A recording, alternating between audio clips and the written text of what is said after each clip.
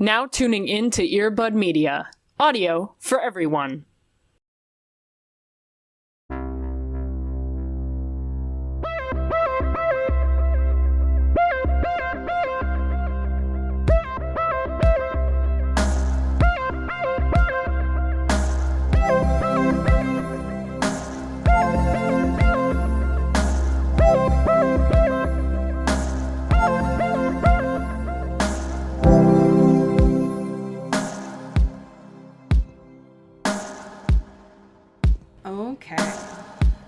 I'm in it. We're in it to win it. Everything's fine. You know? Everything's fine. No, I mean, when this comes out, nothing's wrong. Everything's great. Everything's really normal and cool and good and will continue to be that way. But, I mean, you gotta remember, right? Like, when we started this 8 years ago, the whole purpose was distraction, right? Yes. Yeah. We're just in this bubble. For this hour, everything's fine. When you're here, you're family. You know? In the club, And we're all vampires. So that is so true. God, 1,000%. Speaking of media that's so fucking Obama era coded, you know what I mean? God, yeah. Like, just, Jesus. Oh, yeah. I saw someone on Twitter today talking about how they must have been in a hotel because they were watching Diners, Drive-Ins, and Dives. And just, it was an episode from like 2008, and they were like, these fucking prices don't hold up. This burger was $8. This world doesn't exist anymore. God, take me back. It's just, anytime that I talk about Taco Bell, it's like, I don't yearn for Taco Bell now. I yearn for it in high school when it was like, the $2 I had at the bottom of my purse could fill me up. Them's are the days. Hey, welcome into the Twilight. Heyo. Where we talk about the economy. Where we talk... Welcome. Politics. Yep, it's NPR here. Welcome to Fresh Air with Terry Gross. In the Twilight universe, November is actually a really good thing. Because the Twilight movies come out in November. So if you want a distraction, welcome. Just watch the Twilight movies. Right. Enjoy. That's something to do, you know? And nothing, nothing else. I'm so curious about this fucking photo. How are you? How are you? I am. Why you got my whip in this notes? Listen, it's a great whip. I'm here. I'm alive. Showing up to the first date with this whip? Yes. I want to talk about a beautiful documentary called Pimp My Ride. No, but I also, that's a strong yes, that also is just a recommendation across the board, of course. I was, as one does, perusing the Criterion channel. I was like, what's going on, So relatable, yeah. And this thing called Automorphosis was on there. And I was like, what the fuck is this? Because it looked like cool cars and wild whips. And that's the whole thing. It's like talking to these very eccentric people who have like made their cars like pieces of art. Cool. But also still like driving them. Like they are still working vehicles. So it's not like, just a display thing. It's not just art. Yeah, they're like driving in their small towns with like a hamburger motorcycle like this one, which is incredible. Or like there's a bunch of clocks, or there's like a bunch of, people are writing on things, there's cameras, like it's wild. And they're also like functioning things.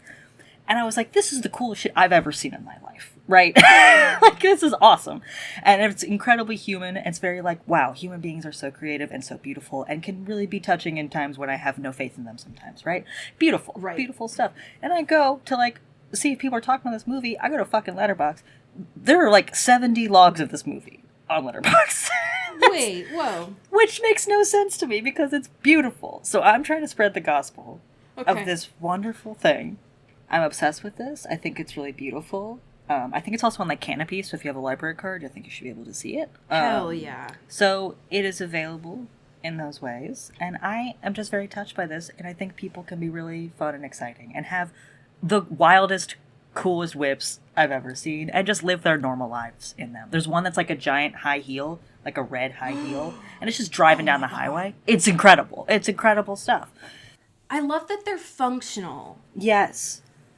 Right. That they don't just, like, sit in someone's $1 million garage and just rust away. Totally. And it's, like, so cool to be like, this is obviously something that, like, brings the person joy, but also, like, people that are also driving joy, right? Like, it's a fun thing to be like, oh my god, what is this wild car that has a bunch of, like, you know, clocks coming out of it, and it's, like, painted and all these different things, and, like, bells and whistles.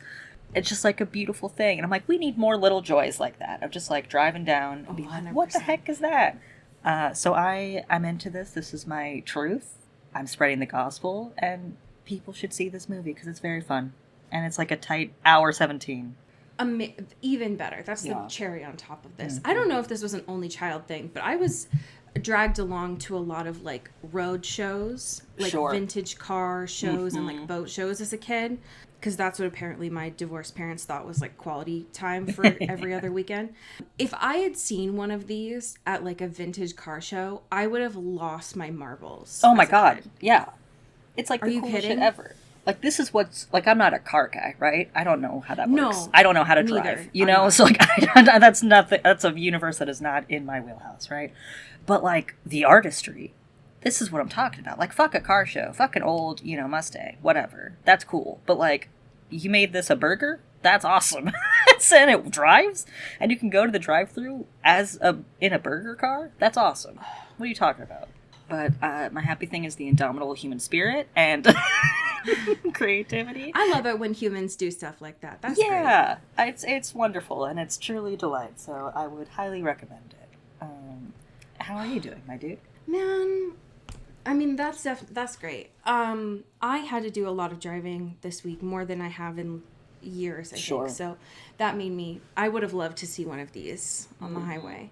My happy thing is a new, I've unlocked a new section of the Bravo world. Thank God. It's finally time.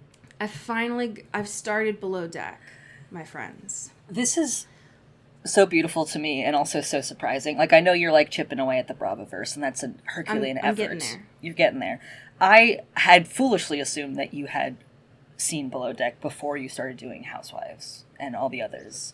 So this is great news to hear that you are now in the fold in this way. And, like, I know some of these people. Yes. Because some of them have been involved in Summer House. Sure. They've been referenced in the Housewife franchise. So I know some of these people's names. It's not net new to me. But so I'm starting with the OG. I'm starting with Below Deck TM. Yes. I was familiar with Captain Lee's game because he's been referenced before in other stuff. Yeah. But he is so good. And I shared this on Twitter before, but, like, the benefit of unlocking more and more sections of Bravo's content is that I've been able to use it as my fucking, like, work icebreaker. Rather than, you know, like, I don't know, boring stuff like I have cats or I'm an only child and stuff, because now people that I never would have thought, like higher up people at work, watch it, you know, which is great. So I'm loving it. It's different. I love the fact that it's on a boat. Yes. The logistics, like, I need, and maybe they get into this in later seasons. I'm only on season 2 right now. But, like, I need to know where the fucking production crew is. Yeah. Because right. How do they fit this boat's big, right? Yeah. But it's not a cruise ship. So, like, where, I need the Unreal version of this, right? Yes. Where are they? Like, how do they get in those tiny bunks? Like, I'm confused. Exactly. Like, where are they hiding? Where are they hiding? It is wild. I'm excited because I know that there are a couple of other Below Decks.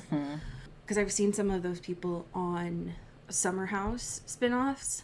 I like that it is not static, a la a Summer House or a Real Housewives. That they're constantly traveling. Totally. And that by nature they're having to work. Yes. I think that's, like, a really good, like, part of this, of, like, Below Deck is, like, a real working class show, you know what I mean? Like, it's very fancy people on the boats, but, like, you are watching people do their jobs and, like, begging for tips, right? And you can tell that, like, you know, early Vanderpump, right, was trying to be kind of like that, because it's like a bunch of like out of work Midwestern actors, you know, kind of stuff. But then that quickly devolved into its own thing that it is not anymore, right? And so, but Below Deck is very consistent of being like, you're still watching people do like labor, and like, but for very fancy people. It's incredibly good. I'm a big fan. Captain Lee, that's my dad. I love that guy. Fucking at end of the world with that man. It is, and I imagine, right, as I go on, these people will still end up doing, like, Instagram sponsorships and, like, taking their job less seriously, but at the end of the day, there isn't a way to make the labor that they're doing on the ship any less difficult. Right. You still have to, you still got to do it, and there isn't a way to relax when there are very real fears of, like, a fire on a boat. Or your boat is sinking. Like, you can't... I mean, they do still try to relax and, like, sneak in a beer and stuff, but, like, you really can't chill when you're working here. And that's very different than any other Bravo show that I've seen thus far. Yeah. So I'm in it. I'm locked in. Hell fucking yeah. I love that. I can't...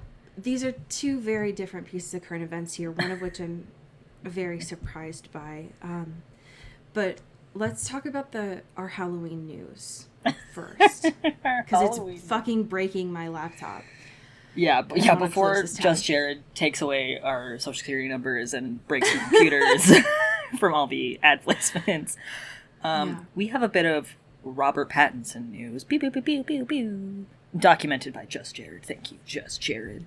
And they are on-set photos of him in the upcoming movie he's doing with Zendaya called The Drama. And these are delightful photos. I'm very into these photos. Very good. They're very good photos.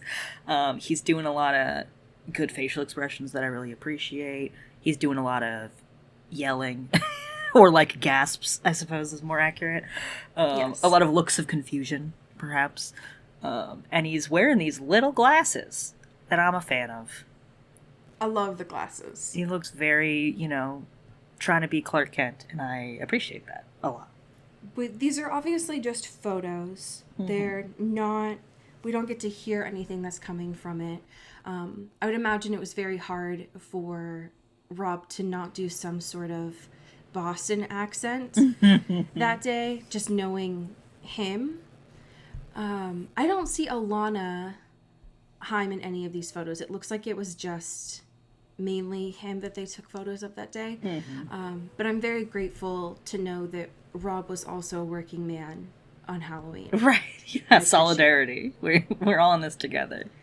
So, thank you, Rob. And thank you, begrudgingly, Just Jared, for sharing these photos. I am going to close this because you're seeping energy from my laptop with all the photos that are on here. I know you got to make money somehow, but Jesus Christ.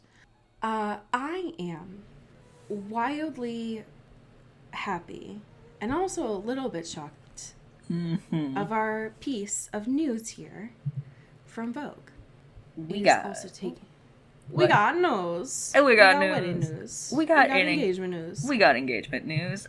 Congratulations are in order for Miss Nina Dobrev and Shaun White. Because they're engaged. Yay. Very cute. The celebrity couple that keeps surprising me but keeps on giving. I know that if I probably knew more about them, like if I bothered to like watch some of their stories and stuff, it probably wouldn't be that wild of a pair. Mm-hmm. But on paper, it's such a wild pair to me. Yeah. But these photos are really cute. I think it's sweet. Yeah. I know that they were just out and about.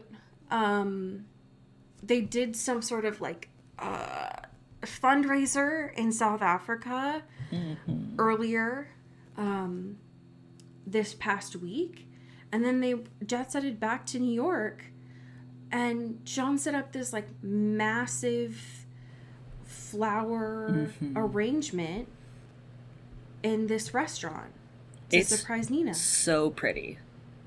It's very sweet and very romantic. There's tons of white roses, and she looks very surprised, which is beautiful. Yeah, I love too that Shaun's like, in this piece, like, Nina Dobrev, like, loves being surprised, but she's very on top of things, so she's not often surprised. So it's very hard to surprise her. And the fact that there was like, I was gonna do it this time, but then she broke her knee. I was gonna do it this time, but then I thought I saw her like sniffing me out in my scent, so I had to move it. And then she like kept moving the ring around to different places in the house so she would not find it.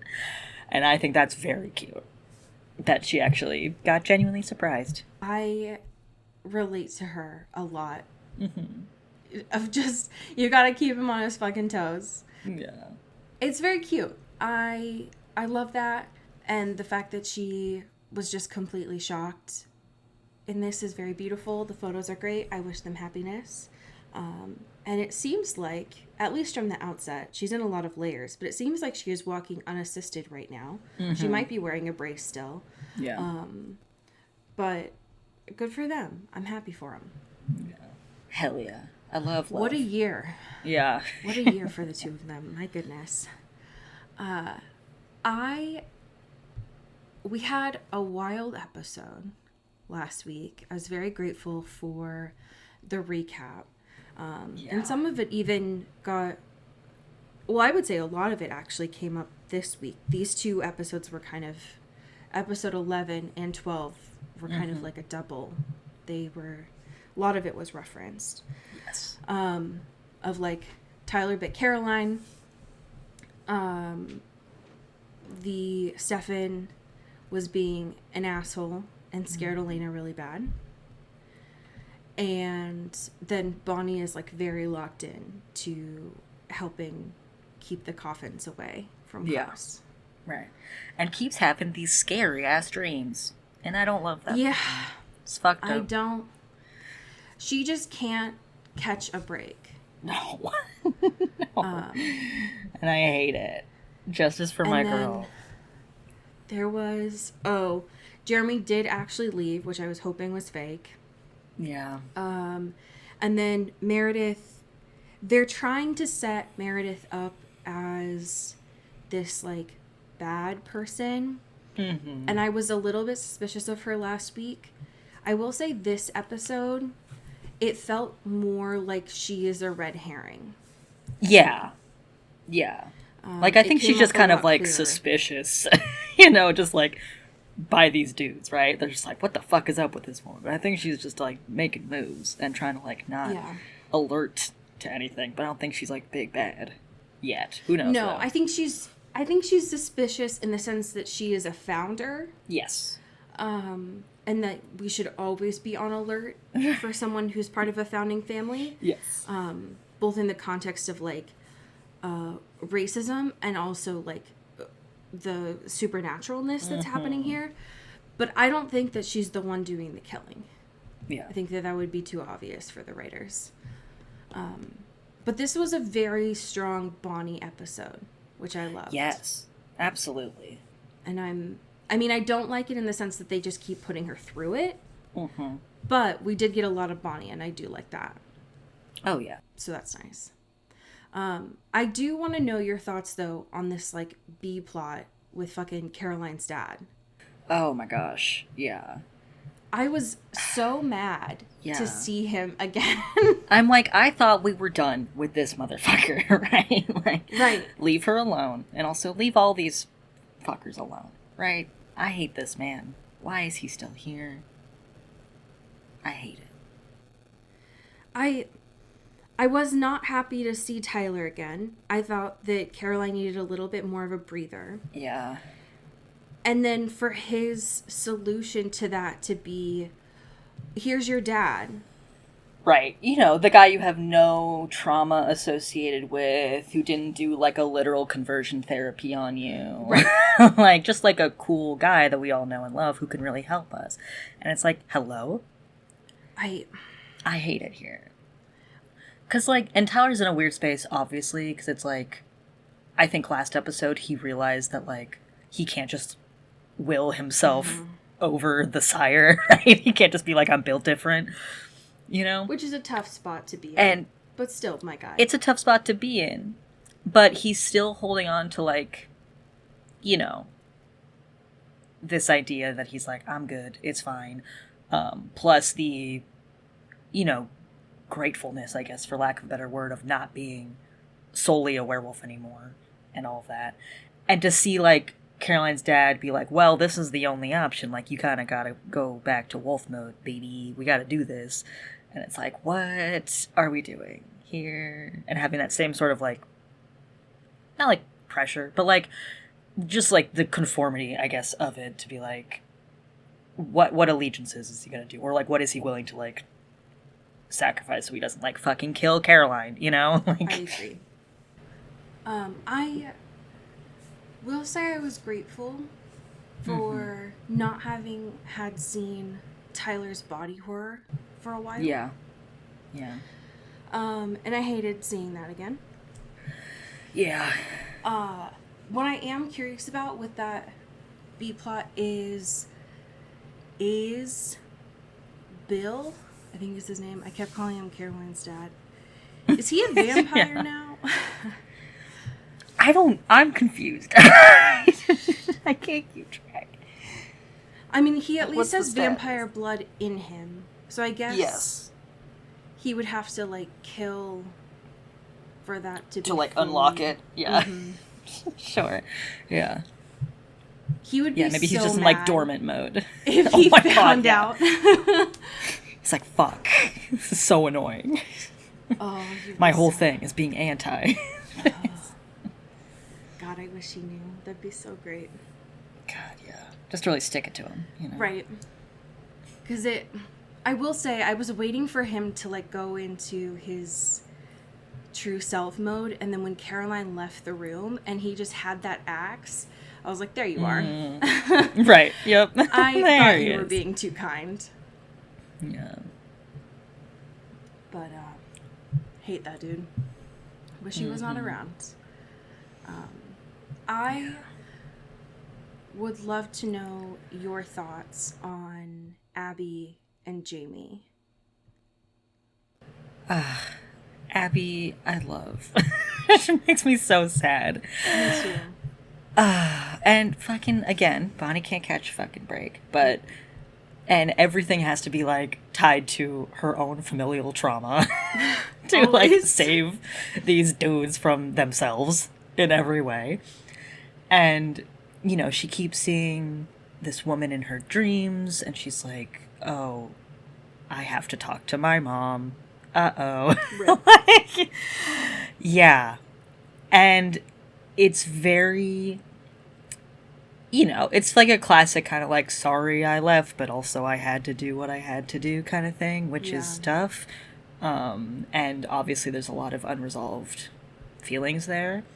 And, there is sympathy, of course, for Abby of being like, I wanted to be able to live my life as me, not as the witch or whatever. And also to, like, protect Elena and the whole, like, doppelganger trying to find that out, whatever thing. But it still sucks to be like, okay, we're, like, eating food that you made because this is your language to talk about emotions, and, like, this is how we were breaking the ice, and just being like, anyway, sorry for abandoning you, but also, had to be done. It's like, oh, Bonnie, man, I can't. That, at first, before they showed Abby's face during Bonnie's nightmare, I thought that it was going to be that the coffin opened up and it was Bonnie, too. And I was like, well, damn, that's some real, like, nightmare shit, right? Right.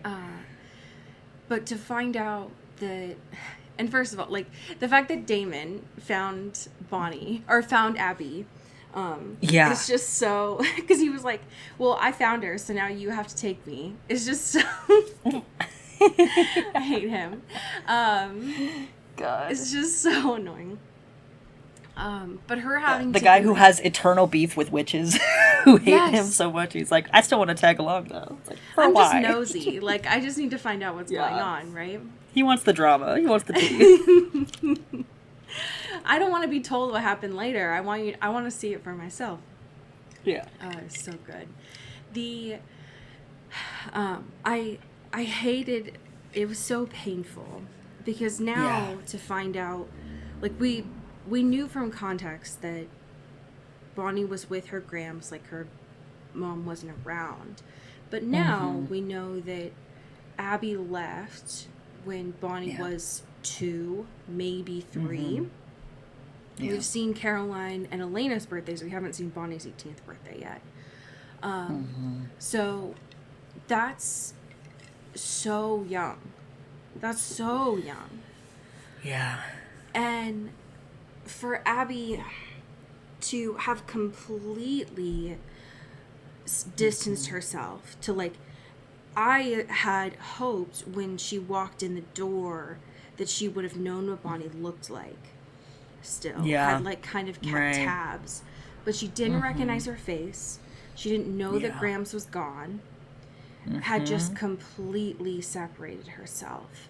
And that sucks so bad that there was... Yeah. For there to be no recognition in your mom's face of what you look like.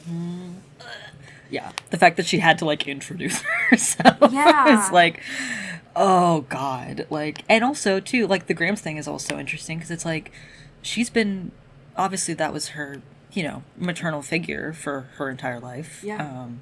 And she's been gone now for, what, a couple years at this point? Like, she's really had no one. And the fact that it's like, now having to sort of deluge all of this information to someone who is, you know, technically family, but hasn't been family, and in your life, for your whole life, is so fucked.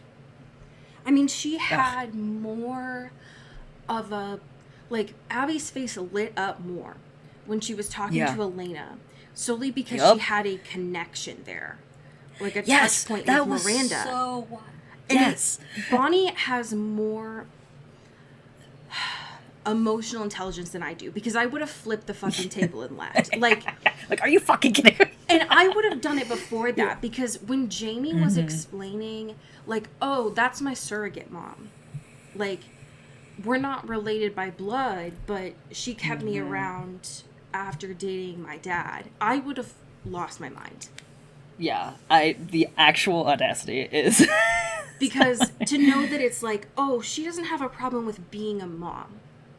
I would have assumed, like, oh, she just has beef with me then. Cool, great. Yeah. Right. Great. Why are we here again? God. It's like, anyway, this sucks. Nice meeting you. I'll never see you again. This was awful. Thank you. Yeah. And for her to be like, so this is solely transactional, like, I just need your magic. Oh, you don't have magic. Right. Cool. So this was useless. So now I'm hurt and sad, and also I have nothing to take from it. That's awesome. I have nothing else to walk away from. You ruined my life, and you have nothing that you can give me except for a biscuit and some water. Okay, all right. Oh, and also you've been compulsed, so now you're gonna drug me and take me into this car? All right, fuck this. All right. Yeah. Actually, everything sucks. It's just awful. All right. You know what, Bonnie? I want you to turn into the big bad of the show. You deserve it. Yes. And I would root for you. I would be on your side, because not only do the brothers deserve it at this point, they fucked around with the witches too much. Even though I will say Damon, I think he earned a point with the witches at the end of this episode, which I thought was funny. But they they fucked around too much with your bloodline, Bonnie. You deserve it. And I'd root Get some revenge. Get some capital R revenge. Exactly. Be petty for once. I allow you. I need this for you. God. I know it wasn't their fault. I know it wasn't Abby and Jamie's fault. Don't anyone get in the fucking comments. I'm just saying, Bonnie's been through it enough. And the writers know what they're doing. Okay? They know. Yeah. I do really like Jamie, though. Yeah, Jamie's a really interesting character. He seems very, what are those alignments? He seems very, like, it's not loyal. He seems very lawful good. Like, very straight and narrow to me. Yes. Very good sense of justice. I love, too, that, like, there's that moment where Elena's, like, tied to the tree. Oh, my God. that was such a serve because he was like, I'm not supposed to hurt you. And she's like trying to get out. And she's like, well, actually, like, I can use this to my benefit and like get more on the like minutia. It's like, well, actually these ropes are like really tight and they actually are hurting me. So like, if you could, you know, it goes against what you're supposed to do. So maybe you can help me out. And then just like fucking whacks her. Like, so good. So good. It was so good this episode. Her line to Stefan and knowing, I mean, she had to know, like, because she wasn't doing that good of a lie anyway. She was just like, fuck this guy. Yeah. But that moment, honestly, that whole scene of her knocking out, I mean, incapacitating Jamie. She wasn't trying to do damage. She was just trying to be like, this dude's compelled and I need to get him out of the way. And then grabbing the bullet out of Stefan's body, which Elena a year ago would not have done. And that was an Elena she's so who used to badass sit now in a graveyard. But like Elena then wasn't boxing and running and like physically beefing up. You know what I mean? Right. It was nasty, but it was like badass. Yeah, for sure. I loved it a lot. Ah, my girl. I was very interested in that scene with her and Stefan at the end. Of her telling him about the kiss. And her making it seem like she was the one that initiated the kiss. Rather than her actually being honest about what happened. And Damon kissing her. It's so... God, like, she's working on just expert mode right now, and you love to see it. Because, like, they're obviously in a weird spot, and they're both like... You know, Stefan's like, you're so tough now, you're so strong, and that's so cool. And she's like, you're also totally different. So, people change, right? Yeah. And she's also like, I'm just gonna tell you this, like... Not because I feel bad about it, but because it's just weird that you don't know. So I'm just going to tell you that I kissed your brother. So, mic drop. Fuck with that. It's like, fuck yes. Like, absolutely. Whack him again for me, Elena. For sure. Literally kick him while he's down, you know? Yeah. God, I love her. It's just, it's such a choice. Because Stefan, this whole episode, has been... Paul is on expert mode. Him fighting with Klaus earlier in the Salvatore home and them trying to play chess with each other. Of Klaus being like, give me my bodies back. And Stefan being like, no. Actually, no. I'm good. actually, go fuck yourself. It's so good. But this is a moment where we've finally seen Stefan, like, incapacitated in a way that he hasn't been in a couple of weeks. And it's just her playing fucking mind games with him of not saying the truth. Of spinning it in a way that made it seem like it was her I mean, to be fair, right? Like, we know she kissed Damon back, but she didn't initiate it. Yeah. And right. The way that she said it to Bonnie earlier... because I love Bonnie, of her being like, so we gotta talk about the kiss, right? And her saying it doesn't matter. And Bonnie being like, so it's good, right? Right. So what you're saying is, you loved it. So what you're saying is, you can't stop thinking about it. Which Damon, by the way, in that scene, telling Bonnie, with him... right before, when he just couldn't stop staring at Elena's lips and being like, we kissed, now it's weird. And then moonwalking out of the room. I hate this man. God. With everything in me. But for all of that to happen, her kicking Stefan while he's down, and then for Stefan to say right before he gets in his car to drive back to Virginia while almost dying, and saying, like, hey, so I went too far yesterday. And Elena interpreting that as an apology. Like, I shouldn't have kidnapped you. And, like, just so you know, you're better than him, you're better than both of us. And her being like, so that's an apology, right? Like, you're apologizing? It's like, that's not what I said. That's not what he said, Elena. He didn't say, I'm sorry. Mm-mm. He just said, I shouldn't have done it. Not that I feel bad about it, not that I apologize for it. Yep. Mm-hmm. Just that I shouldn't have done it. Yeah. And she's like, damn, so we got somewhere today. All right. That was worth it. Elena! God.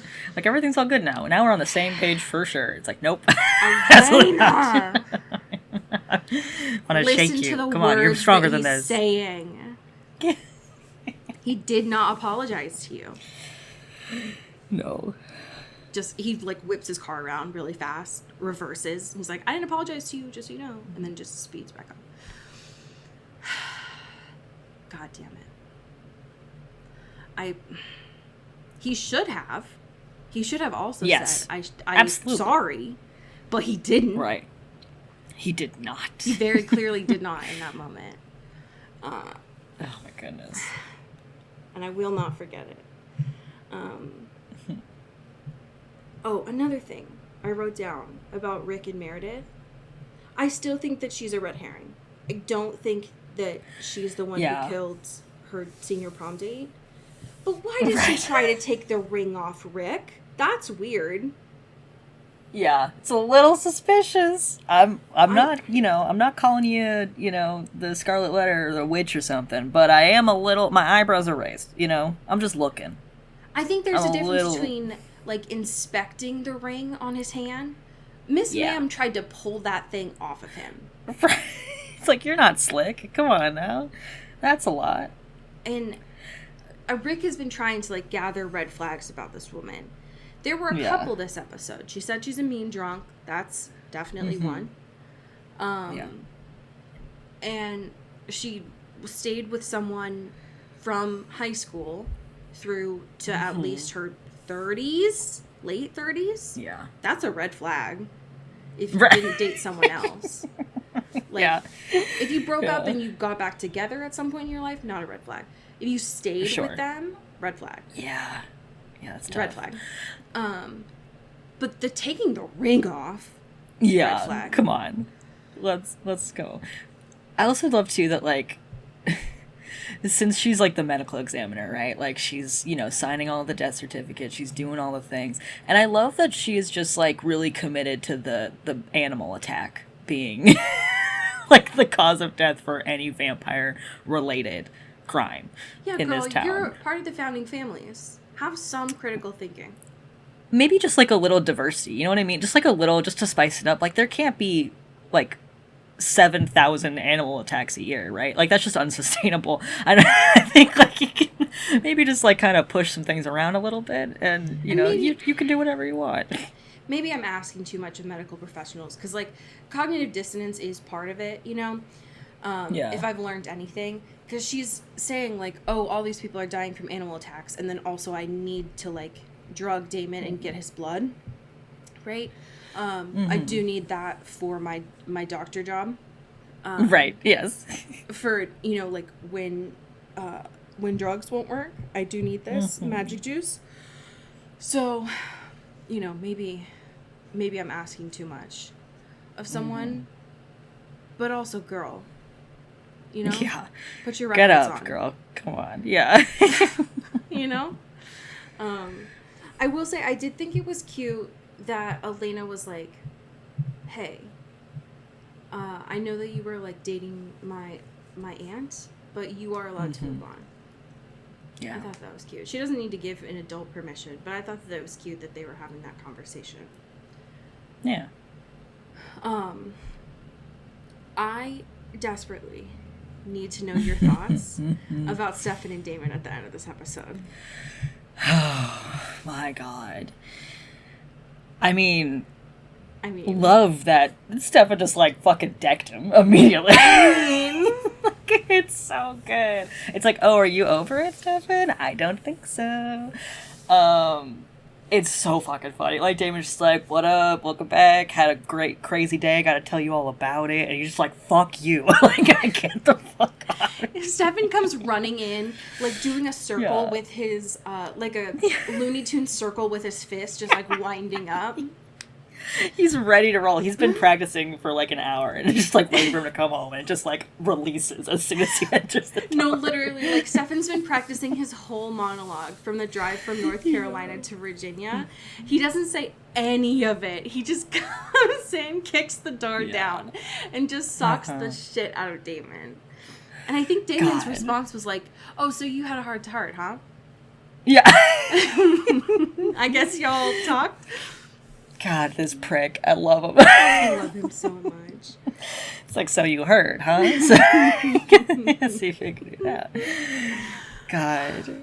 I miss their, like, proper beef. Like, obviously things have changed, and Stefan is different now. Everyone's different, whatever. But, like, there's something so core about them still fighting over Elena that is really beautiful to me, of just petty brother shit that I love. Like, they could be totally different people. Their humanities could be different. They've gone through many points of their lives, but they're still going to be pissed at each other over this girl. And I love that. It feels so much more authentic to me than it did a year ago in the show. Like, it was 2 seasons, but it's been a year in the show, and it feels so much more real now. Yeah, like there are real stakes now, which I really appreciate. And I agree with Stefan. I think Elena's better than both of them. I don't think that's going to change her actions.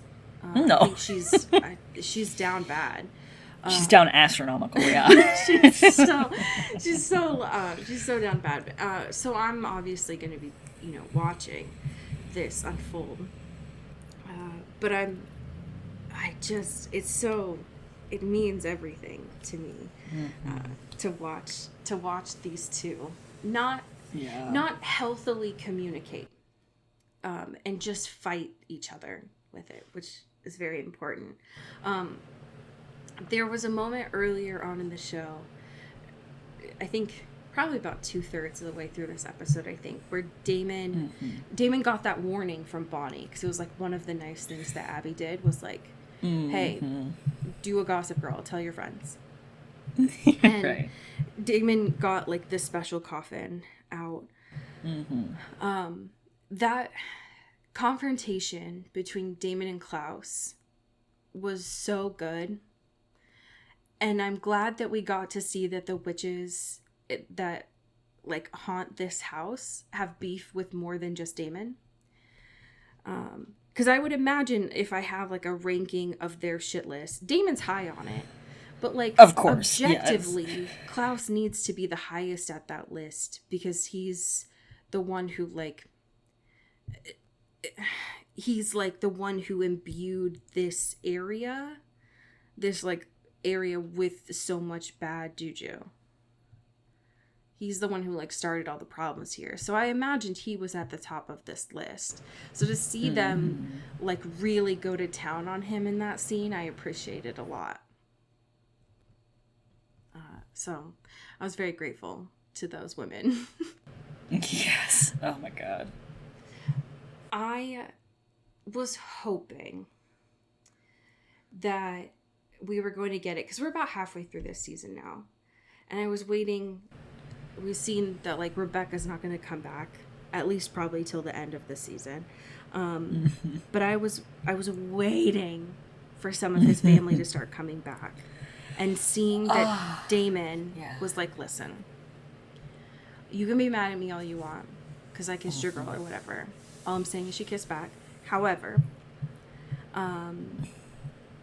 just because Klaus got all the coffins doesn't mean that I didn't fuck with him a little bit. And seeing the love of my life, Elijah. He's back. Baby's back. And knowing that he has more bad beef with Klaus now is so... I'm so excited for next week because of that. Yeah. I forgot how hot he is. It's so annoying. God, my mans. And, like, right now, in the end of this episode, he's still, like, a little gray-tinged because he's still coming out of it. But knowing that next week he's going to be back in his, like, full-form suits. Ugh, yeah. I can't wait. I know him. I know that he has a lot of, like, flirtation with the brothers. He has a lot of flirtation with Elena. I just can't wait, you know? I'm ready. Yeah. And it's called, like, next week's literally called Bringing Out the Dead. Like, hello? Ugh. I'm ready. Give it to me. I'm in it. Sign me up. Let's go. Who do you think is next, by the way? Of his siblings that comes out? God, yeah, that's a good question. I think don't that... know, but I'm excited for this haunted, Thanksgiving dinner that they're all going to have. It does kind of look like a Thanksgiving dinner from the photo that we have. Yeah. I wish. One can only hope. The last one that we had, though, Jenna was still alive when we had that, like, proper dinner rib, you know? That's true. God, yeah. Is it like bad I forgot about Jenna?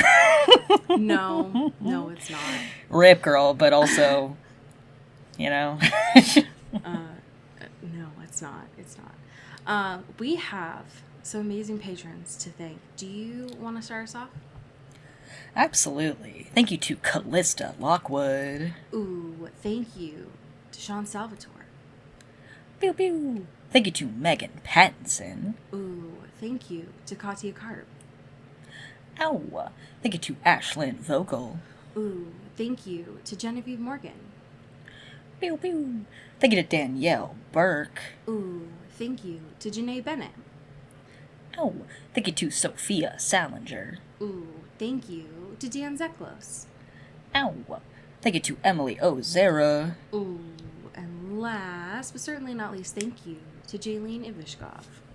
Pew pew pew. Ooh. Also, since it is a new month, that means we're having a bonus episode for a new thing.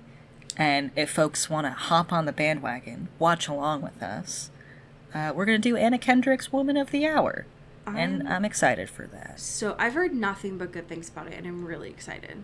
Yeah. So if y'all want to join along with us, have a little discussion with us at the end of the month, now's the time, baby. I'm so ready. I'm so ready. Yeah. I did not look at this author's name before now. This week's fan fiction is by the author Bubble Snail. And the title is called Not an Apology. The summary is tag for The Ties That Bind inside Stefan's head immediately after the episode. Elena thought he'd been apologizing. She was begging him to say something when all he could do was bite the side of his tongue hard enough to remind himself why he was sticking to such a devastating ruse. He could see he'd played the part too well, hurting her like that night by the bridge. He'd dashed whatever remaining faith in him she'd had left. Why should she remember the silent promise he'd made on her birthday? Why should she believe in him when he'd threatened to send her to death in a gruesome mimicry of the accident that had killed her parents? If the stress of the situation drove her into her brother's arms, how could he blame her? He had to let her go. She'd never fully trust him again. She'd never love him the same way as when things were simpler. Stefan didn't blame her. He couldn't blame her. He didn't have the right to blame her. So he spoke aloud the truth as a reminder of what had just been made abundantly clear. I shouldn't have kidnapped you. The car, the bridge, it was too far. Thank you.